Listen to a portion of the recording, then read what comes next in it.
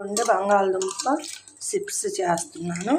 ఏమంటే 4 బంగాళదుంపలు అర కేజీకి కొంచెం పెంచి ఉంటాయి. మంచివి తీసుకోవాలన్నమాట. బంగాళదుంపలు కొత్త బంగాళదుంపలు మంచిగా ఉండి, ఇంకా ఇలా చిప్స్ చేయడానికి మొత్తం కడిగాను. ఉప్పు నీళ్ళలో వేసి పెట్టా.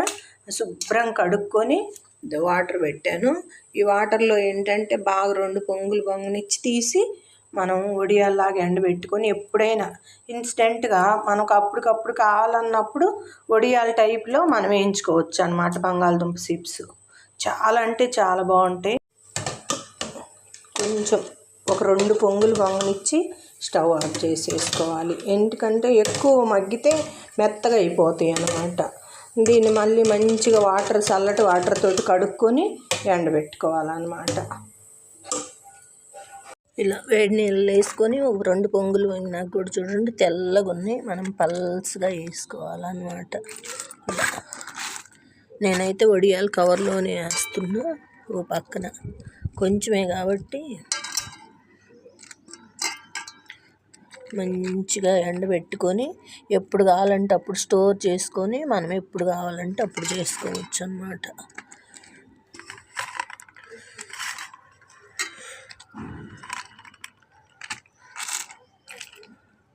ఇలా ఎండేసుకుంటే మనకి ఎండిన తర్వాత డబ్బాకు పోసి పెట్టుకొని ఎప్పుడు కావాలంటే అప్పుడు పప్పులోకి చిప్స్ వేసుకోవచ్చు. వేయించుకొని చిప్స్ చేశాను అంటే వేడి నీళ్ళలో వేసి అలా చేశాను కదా. సాయంత్రానికి ఎలా అయినాయి చూడండి, వడియాల్లాగా అయినాయి, సూపర్గా అయినాయి. మనం మరిన్ని చేసుకోవాలన్నమాట. ఇవైతే షార్ట్ వీడియోలో పెడుతున్నాను. లాంగ్ వీడియోలోనైతే 3 కేజీలు 4 కేజీలు చేస్తాను. ఆ రోజు లాంగ్ వీడియో చేస్తా. మీకు నచ్చితే లైక్ చేయండి, షేర్ చేయండి, సబ్స్క్రైబ్. బంగాళదుంప చిప్స్ చూడండి ఎంత బాగున్నాయో, మంచి కలర్గా, అసలు నల్లబడలేదు. ప్రాసెస్ అయితే వీడియోలో పెట్టాను. ఈ ప్రాసెస్ నచ్చితే లైక్ చేయండి, షేర్ చేయండి, సబ్స్క్రైబ్ చేసుకోండి. చూడండి ఎంత సూపర్. అంటే మనకి బయట కొనే లేస్ ఉన్నాయి కదా, ఆ లేస్ ప్యాకెట్లే ఇవి. అంటే మనం స్టోర్ చేసుకోవడానికి బంగాళదుంప చిప్స్ అప్పటికప్పుడు చేసుకుంటాం, కానీ ఇవైతే 1 year స్టోర్ చేసుకోవచ్చు అన్నమాట.